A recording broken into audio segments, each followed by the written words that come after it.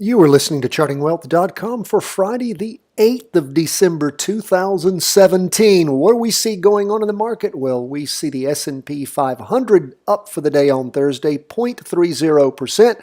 Up just a little bit more as the Qs of the Nasdaq 100, up 0.34%. Bonds are way down 0.78%. Gold is way down. In fact, it was down the day before, down even more, 1.32%. Let's jump first into the S&P 500. So far, we have a green candle forming as we finish the fourth day of the 5-day candle. Derivative oscillator still losing a little bit of energy. Price percent oscillator not going up at the same angle, same steep angle, but still going up. Price movement well above the weekly trend line. So we're into our third week of up movement after a pullback for that week ending the 17th of October. So let's take a look at the 2-day chart. What do we see going on there? Well, of course, we had 6 days, that's 3 2-day candles of strong up movement after the 2-day crossover going up, where we saw the 2-day crossover occur on the price percent oscillator, followed by the derivative oscillator going positive. But this latest 2-day candle, and again, it is completely drawn now. The 2-day candle has drawn. A new one will start on Friday. We see lots of indecision. In fact, we see a red doji, which means that there is indecision in price movement. In fact, over 2 days, it pretty much remains stagnant, well within the prior up candle. So burned off a lot of that upward momentum. And it did the same thing back on the 2-day candle ending back on the 9th of November, sort of getting some breathing space and then shot up again. Is that what it's going to do? We don't know, but we'll continue to watch. We don't have a crossover going down. Price percent oscillator still moving up, as is the derivative oscillator. If we look at the 4-hour chart, what do we see? Well, we see the 4-hour chart is still negative. It has been climbing over the last 3 4-hour candles, so a day and a half. But the price percent oscillator hasn't crossed back over going up. And you still have a lot of downward movement in that derivative oscillator. So we'll continue to watch when it does cross over going up, if indeed that happens next. Of course, we're primed to jump in because the 2-day and the weekly are currently having up moves. Of course, they're currently confirmed on the vertical crossovers. So we'll just see what happens. Now, let's quickly move from there back to the weekly and to the Nasdaq 100. Now, the Nasdaq 100 is interesting. The weekly chart shows us the price percent oscillator seems to be getting close to a crossover going down. If it's a big down day on Friday, it could cross over, but it's not as close as it had been earlier in the week with some prior down movement. Of course, we have a confirmed up move on the weekly chart since it crossed over going up back on the 27th of October. Remember, those up moves always occur where you have the price percent oscillator crossover going up, and we had 5 weeks of up movement, and then for the last 2 weeks, almost 2 weeks, we've had sort of a sideways slide trending down. So far for this current week, the Qs is showing lots of indecision with the doji that's been formed. Again, tending down, and we had a 2-day. If we go from, we see that the derivative oscillator is losing energy and the price percent oscillator is not crossed over yet. If it does happen, we'll let you know. But we did have on the 2-day chart a crossover going down. That occurred back on December the 1st, and we actually have 4 2-day candles moving down strongly, fairly strongly. And what that basically shows us is we had that 2-day crossover going down, derivative oscillator crossed over at the same time and continuing to move down, derivative oscillator gaining downward momentum, and the price percent oscillator moving down, but not at the same angle it had been back on the 2-day candle ending on the 5th. But again, down movement. So we have no trade on the Qs because the 2-day chart's moving in one direction, the weekly is still up.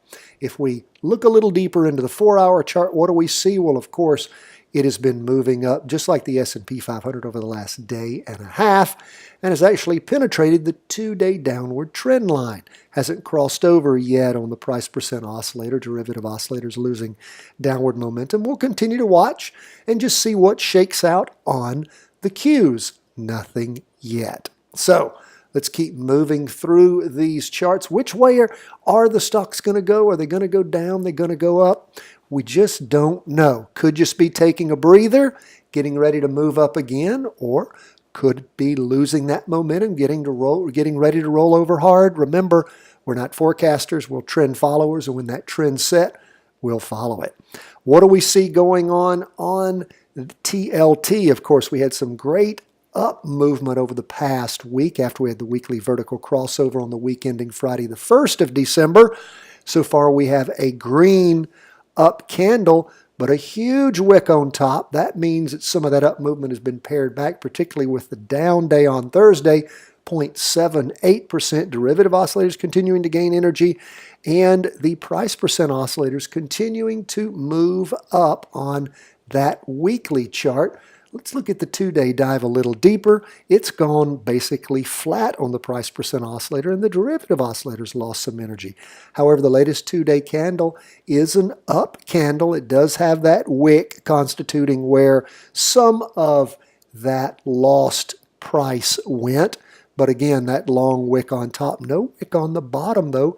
Price movement still well above the weekly trend line. And you know, we are now able to redraw, since we've had some green candles, we can actually redraw our 2-day trend line at this minute. It'd be nice if we connect 3 2-day candles if that's going to be possible. Now let's take a quick look at the 4-hour chart. What do we see there? Big down afternoon for TLT. Some downward movement at the end of the day on the 6th, Wednesday, and then of course some down movement in the morning, followed by lots of down movement in the afternoon. Price is still well above the 2-day and the weekly trend line. Does appear to be moving toward a crossover, potentially going down. May bounce off that, but just keep your eye on it. You don't want to lose what you have gained, so pay attention. Weekly and the 2-day are still strong. Now let's go back to the weekly, and lastly we'll cover gold. Of course, gold, confirmed move going down on gold all the way back on the 6th of October. Gold had gone up for 3 weeks and then ended over the course of this past week so far with a big drop over going down on the price percent oscillator, and derivative oscillators gained downward energy. As we hone in a little deeper, that 2-day chart shows us 3 strong, getting stronger candles as time has gone on over the course of 6 days. And of course, we had that 2-day vertical crossover going down back on Tuesday the 5th. Price movement well below the 2-day trend line, and of course the weekly trend line on gold.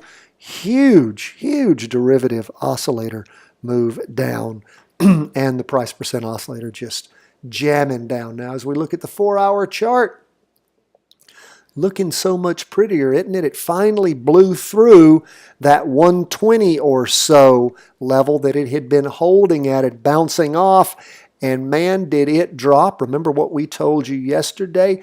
Where's it going to drop to? Well, if we go back in time and look, we can see that it has been quite a while. In fact, it's going to be easier to see it on the weekly chart.